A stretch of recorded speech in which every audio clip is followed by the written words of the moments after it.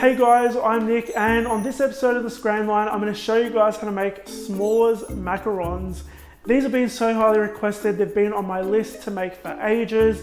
Speaking of my list, I actually have a list of recipe ideas that you guys actually give me. So if you've got any ideas that you want to see on the Scran Line, which I haven't made yet, in the comments down below, leave them down there. I would love to add to my list. Let's get stuck into the macarons.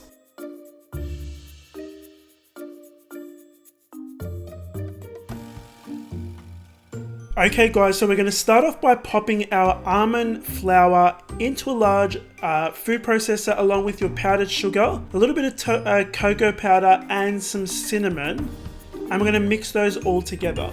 You want to pop those into a large mixing bowl, make a little well in the center and add your first batch of egg whites measuring 110 grams. You want to fold that in until it forms a paste, cover it with some plastic wrap and set it aside. Now moving on to our syrup, we want to add our water and sugar into a small saucepan. Give it a gentle stir and then you want to bring it to 115 degrees Celsius. I'm using a candy thermometer to help me do this. You can do it without, there's ways to do it if you just Google it, but the easiest way to do it is with a candy thermometer. I bought mine online, you can grab them from your local kitchen supply store as well. Pop your second batch of egg whites, measuring again 110 grams, into a large bowl. Now I'm using a stand mixer, but you can use a hand mixer for this as well. We're going to get those nice and frothy. Now you want to put that very hot syrup into your egg whites in a very slow, thin and steady stream while the mixer is on high speed. Once it's all in there, you want to continue mixing this until it cools down, probably about 6 to 8 minutes. And when it's nice and thick and glossy, you know it's done. Add a spatula full of that meringue mixture into your almond mixture from earlier on. You want to mix that in nice and well.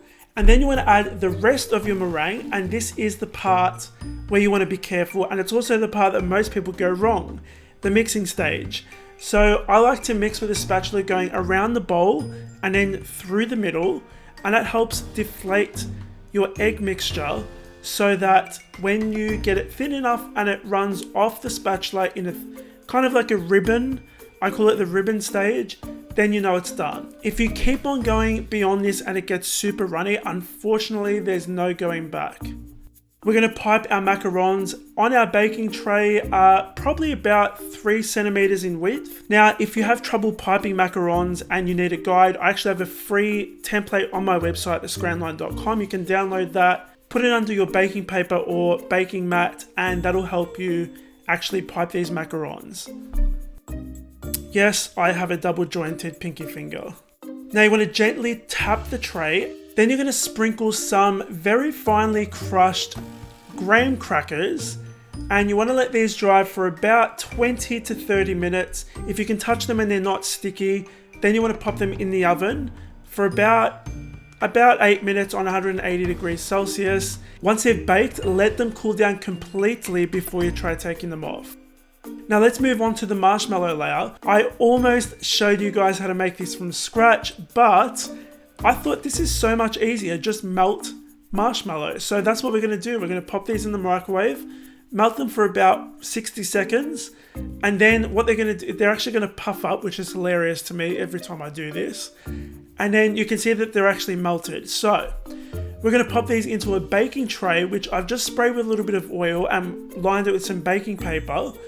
We're going to dust it very, very generously with some corn flour or corn starch. And then you want to pour that melted marshmallow on top. I'm spraying the end of my little offset spatula with some oil because this thing is sticky. So each time it starts sticking, spray a little bit of oil. We're going to spread this around on the tray. I let this set and cool for about an hour. And then what I did was I dusted some more corn flour on top. I used a little round cutter about the size of my macarons, and I cut out my marshmallow circles. We're going to make some ganache as well because of course there's chocolate in a s'mores. And we're going to pour some cream on top, microwave this for 20 seconds at a time, mixing each time until it's smooth.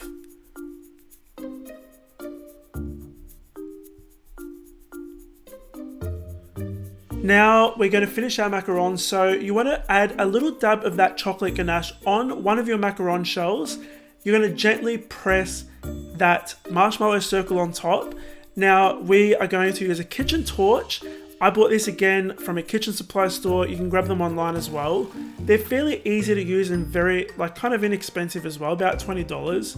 We're going to toast our marshmallow, and guys, I ate so many marshmallows before I actually put these things together. I actually had to make more marshmallow. Anyway, so we're going to toast this, let it cool down a little bit before you add some more ganache and sandwich it with another macaron. And guys, that is pretty much it. Okay guys, so those were my s'mores macarons. I hope you enjoyed watching this video. If you did, make sure you hit the like button. Now, you will have noticed I used new baking mat in this video. I am switching from baking paper to baking mats. So these are called Silpat. They're very well known. So they're like an alternative to using baking paper when you're baking on trays. By the way, I'm getting a lot of comments from you guys asking me to update my tools and equipment page. I know I need to update that. I will update it at some point as soon as I can, I know. If you enjoyed watching this video, make sure you hit the like button. If you're watching this for the first time and you haven't subscribed yet, welcome. Make sure you hit the subscribe button. Thank you so much for watching, guys. I will see you all on the next episode of the Scran Line.